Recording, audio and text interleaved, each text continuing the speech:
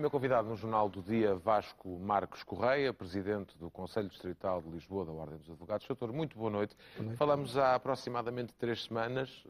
A situação estava difícil para centenas de advogados em todo o país que têm muito dinheiro a receber. 3 semanas depois, não há nenhum cêntimo à vista. Não, a situação hoje é pior do que era naquela altura. De facto, não são umas centenas, mas uns largos milhares de advogados que prestam o seu apoio jurídico a pessoas carenciadas e que, mês após mês, veem os seus créditos aumentar sem que eles sejam satisfeitos, sendo certo que, no dia-a-dia, têm de enfrentar todas as despesas de manutenção de um escritório, para além, obviamente, de todas as suas despesas pessoais.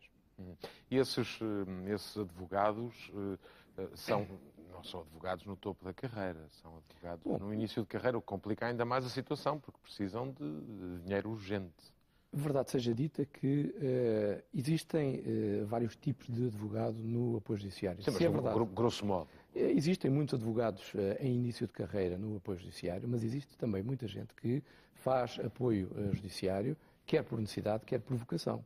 Porque, efetivamente, há colegas, até em, diria eu, topo de carreira, seja lá isso o que for, mas que, efetivamente, estão nisto, não pelo dinheiro, mas pela função social. O chamado pro bono, não é? Não é bem pro bono porque acaba por não ser gratuito. Não sei quando, tarde em mais horas seguramente, mas era justamente isso que nós não queríamos. Em Portugal há essa cultura de pro bono, já agora? E cada vez mais, porque, infelizmente, o atual sistema de apoio judiciário praticamente reserva a indigentes o acesso ao apoio judiciário. Voltando à nossa questão, para verem resolvida esta dívida de 30 milhões, o que é que vai ser necessário? Vai ser necessário, por exemplo, renegociar com o Ministério, por exemplo? Acredita que seja possível que o Ministério peça um perdão de uma parte desta dívida? Bom, eu acho que o Ministério tem de aplicar a lei. E a lei é perfeitamente clara, existem tabelas, que aliás são modestas, porque sabemos que por um lado são antigas e por outro lado, desde que as verbas em causa já eram relativamente pequenas, e portanto eu acho que falar em renegociar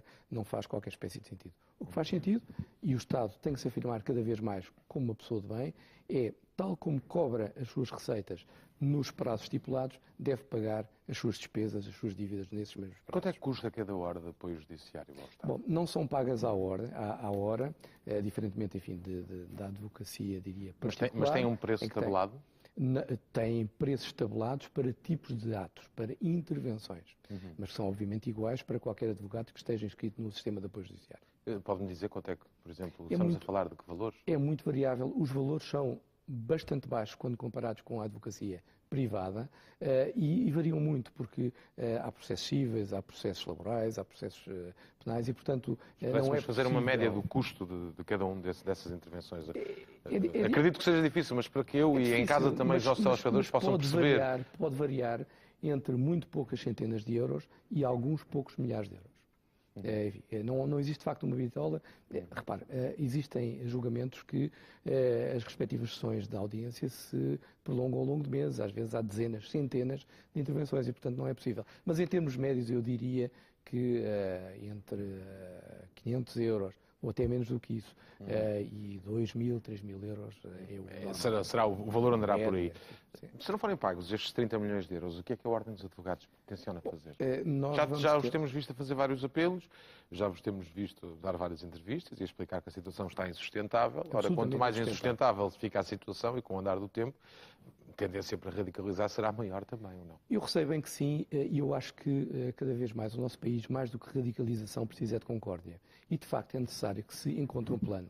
E isto tem que ser uma decisão política do Ministério e tem que ser uma decisão financeira do Governo de dar à Sra. Ministra as condições que lhe permitam honrar os compromissos. Se isso não acontecer, Sr. Se isso não acontecer, existe um conjunto de medidas que pode ser equacionado. Obviamente, e tem que ser pelos próprios advogados que estão inscritos no sistema. Eles podem, legitimamente, recusar-se a prestar esse apoio.